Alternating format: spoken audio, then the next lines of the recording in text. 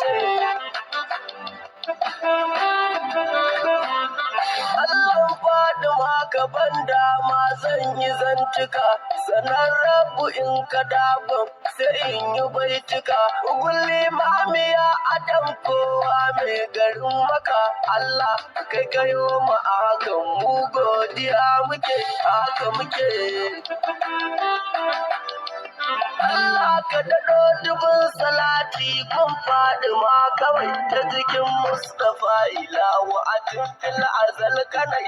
Allah sa Hassan Husaini da sauransu babu wai sani ka sanya malamai na Allah bida nake.